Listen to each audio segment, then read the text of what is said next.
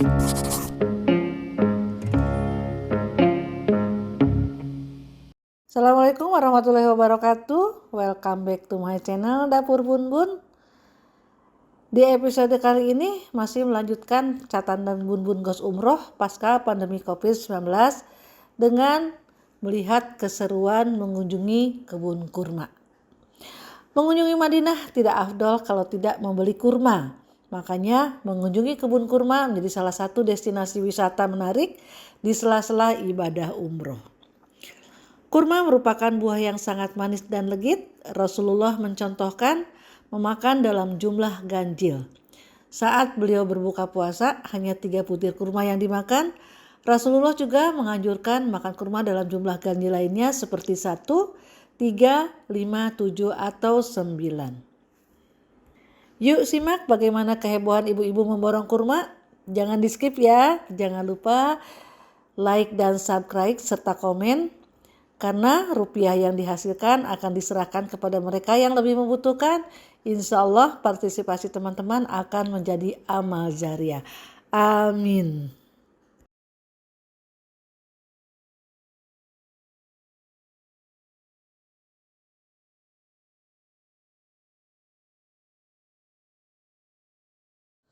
Madinah terkenal karena wilayahnya merupakan produsen kurma nomor 1 di negara Arab. Pohon kurma memperoleh tempat yang paling tepat untuk tumbuh dan berkembang. Dimanapun kota, buah kurma boleh berlimpah, tapi Madinah tetap menjadi pusatnya. Buahnya bisa dijumpai di mana-mana, pohonnya pun tersebar menjadi keindahan tersendiri bagi Madinah yang penuh rahmat ini. Jangan takut kehabisan meski sedang tidak musim, karena Allah merahmati Madinah salah satunya dengan kurma yang tidak ada habisnya. Sebagai pusatnya, tentu berbelanja kurma di Madinah relatif lebih murah dibandingkan harus mencarinya di tempat lain. Ziarah ke kota Madinah belum lengkap rasanya kalau belum mampir ke pasar kurma. Pasar kurma banyak dijumpai dekat Masjid Quba.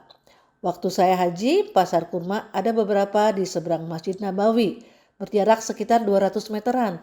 Namun sekarang sudah tidak ada lagi. Jadi berburu kurma dilakukan saat city tour, memborong kurma langsung di kebun kurma. Hari ini jadwal city tour. Salah satu tujuannya adalah ke kebun kurma. Bis yang akan membawa kami sudah terparkir di depan hotel dan kami masuk dengan tertib. Seperti biasa sampai di kebun kurma kami selalu bersamaan dengan berbagai bis lainnya yang membawa rombongan dari berbagai negara. Sudah dibayangkan betapa riuhnya? Begitu turun kami langsung melewati kebun kurma dan masuk ke toko tempat kurma dijual. Saya mendapati sedikit perbedaan. Biasanya kalau datang ke kebun kurma atau toko kurma, mereka menyediakan teh manis dengan rasa mint atau zahwa yaitu kopi Arab. Nah sekarang nggak ada. Mungkin ini adalah salah satu efek corona agar kita sama-sama menjaga kesehatan. Namun demikian tidak perlu khawatir karena mereka membebaskan kita untuk mencoba berbagai kurma dan coklat sekenyang-kenyangnya dengan syarat hanya makan di tempat. Begitu sampai di pintu toko, mata melihat berbagai jenis kurma yang dijual mulai dari pintu masuk. Setelah berkeliling saya melihat tidak hanya kurma yang dijual tapi juga ada coklat, manisan, minyak zaitun, bahkan ada karpet atau sajadah yang coraknya mirip karpet raudoh. Ini benar-benar oleh-oleh yang sangat menyenangkan.